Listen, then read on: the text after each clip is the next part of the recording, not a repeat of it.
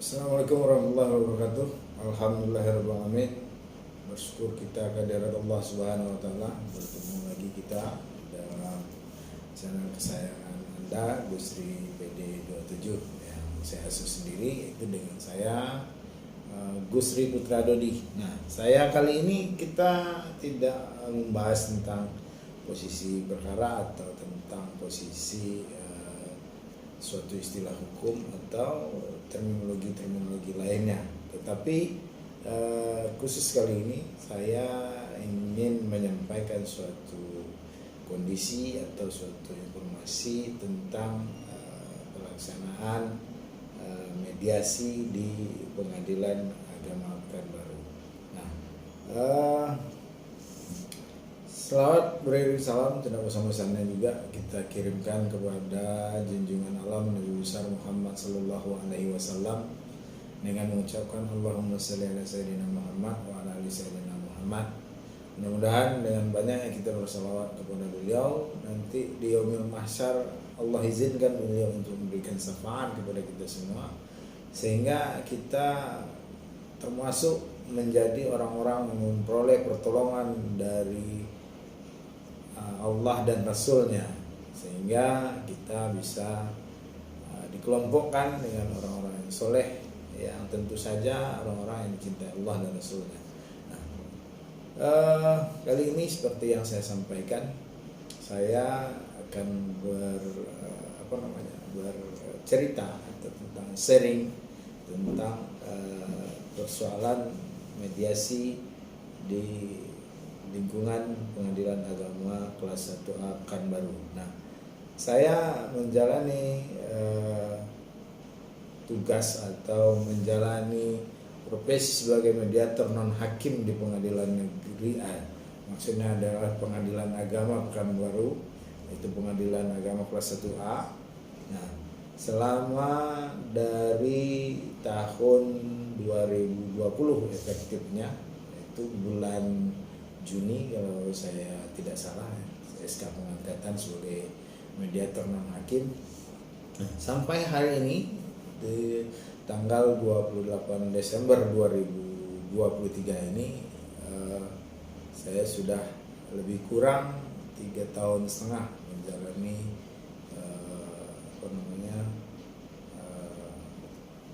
posisi sebagai mediator non hakim di Pengadilan Agama kelas 1A Pekanbaru. Nah, tugas kita sebagai seorang mediator di Pengadilan Agama ini adalah untuk mengupayakan adanya suatu penyelesaian sengketa secara damai di Pengadilan Agama Pekanbaru terhadap para pihak yang bersengketa.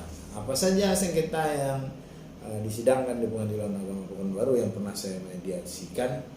Nah, diantaranya adalah masalah perceraian. Itu adalah perkara paling utama di Pengadilan Agama dimanapun di wilayah hukum Republik Indonesia ini. Saya rasa bukan hanya di Pekanbaru. Nah, pertama atau paling utama menonjol di Pengadilan Agama itu adalah masalah perceraian. Nah, yang kedua ada masalah tentang hak asuh anak atau hadonah. Nah, hadonah ini juga pernah saya mediasikan. Ada yang berhasil, ada juga yang tidak, ada juga yang berlanjut sampai kepada persidangan. Nah, selain hadonah ada lagi tentang masalah harta bersama atau yang dikenal dalam bahasa infotainment sebagai harta gonogini. Nah, sebenarnya di dalam hukum itu dalam terminologinya tidak ditemukan harta gonogini, tetapi yang ada di dalam hukum itu terminologinya adalah harta bersama. Apa itu harta bersama? Adalah harta yang diperoleh semasa perkawinan itu berlangsung, sejak mulai dari ijab kabul sampai dengan berakhirnya perkawinan itu. Nah, berakhirnya perkawinan itu ada dengan dua cara. Yang pertama dengan cara natural atau dengan cara alamiah, yaitu meninggalnya salah satu dari pasangan yang sudah menikah. Yang kedua dengan cara kehendak manusia. Di mana cara kehendak manusia? Cara kehendak manusia adalah dengan mengajukan gugatan perceraian ke Pengadilan Agama. Nah, ini adalah kehendak manusia. Yang ketiga ada perceraian, ada donah, ada harta bersama. Selanjutnya ada tentang masalah waris. Nah, waris ini juga terkadang menjadi sengketa, terkadang juga tidak, karena tergantung kepada masing-masing individual yang ada di dalam perkara waris tersebut, apakah dia bisa menerima keadaan bahwa harta warisan itu adalah sesuatu yang tidak perlu disengketakan tetapi dibagi berdasarkan kesepakatan. Nah, ini adalah perkara-perkara yang pernah saya mediasikan di Pengadilan Agama kelas 1 Pekanbaru. Nah, probability-nya atau tingkat kemungkinan keberhasilannya itu ada perkara-perkara yang sifatnya non perasaan. Nah, saya melabeli perkara perceraian itu sebagai sengketa hati atau sengketa perasaan yang terjadi antara para pihak, sehingga hal ini sangat sulit untuk dimediasikan, membutuhkan pendekatan-pendekatan yang kadang-kadang kita tidak bisa mendefinisikan dengan kata-kata pendekatan seperti apa yang kita lakukan, tetapi kita mengupayakan. Namun upaya tersebut situasional sifatnya, kadang-kadang juga digagalkan oleh pihak-pihak yang punya kepentingan terhadap itu. Seperti apa? Seperti misalnya tentang adanya campur tangan pihak advokat atau kuasa hukum untuk menggagalkan mediasi tersebut. Namun demikian banyak juga atau ada juga beberapa advokat itu bahkan berupaya juga seperti kita mediator untuk terjadi sebuah keberhasilan di dalam penyelesaian sengketa yang sedang dia dampingi atau sedang dia jalani proses kuasa hukumnya. Nah, untuk hal-hal yang seperti ini kita sangat mengapresiasi kepada advokat-advokat yang menjunjung tinggi proses perdamaian di dalam suatu penyelesaian sengketa. Nah, selanjutnya untuk tahun ini dari Januari 2023 sampai hari ini 28 Desember 2023, saya selaku mediator non hakim pada Pengadilan Agama Pekanbaru itu sudah memediasikan sebanyak 29 perkara. Tidak banyak ya, karena memang kita ada 8 orang mediator aktif di Pengadilan Agama Pekanbaru ini adalah mediator non hakim bersertifikat. Nah, kita dibagi di dalam hari-hari atau katakanlah seperti jadwal piket untuk standby di Pengadilan Agama Pekanbaru ini, membantu pengadilan agama di dalam urusan pelaksanaan mediasi. Nah, saya kebetulan kebagian jadwal standby di Pengadilan Agama Pekanbaru ini adalah pada hari Kamis. Nah, maka hari Kamis ini adalah menjadi hari Kamis terakhir di tahun 2023 untuk proses mediasi atau pelaksanaan proses mediasi di Pengadilan Agama kelas 1 Pekanbaru.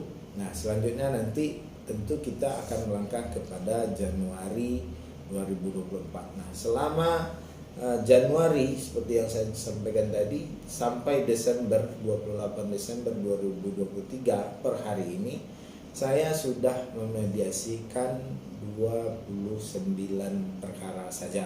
Nah, 29 perkara ini terdiri dari perkara-perkara yang saya sebutkan tadi jenisnya. Ada perceraian, ada harta bersama, ada hadonah, ada waris, ya, dan juga ada diantaranya itu yang pernah saya mediasikan juga adalah tentang izin poligami. Nah, ini sangat menarik sebenarnya. Nanti kita bahas dalam suatu segmen khusus tentang izin poligami ini. Nah, dari 29 perkara yang sudah saya mediasikan sebagai mediator non hakim pada Pengadilan Agama kelas 1 Pekanbaru, yang berhasil saya damaikan itu, berhasil damai total itu ada sekitar 2 perkara saja. dari 29 total damai ada 2 perkara. Nah, dari 2 perkara ini selesai, akhirnya para pihak itu cabut perkara. Nah, inilah perkara damai. Nah,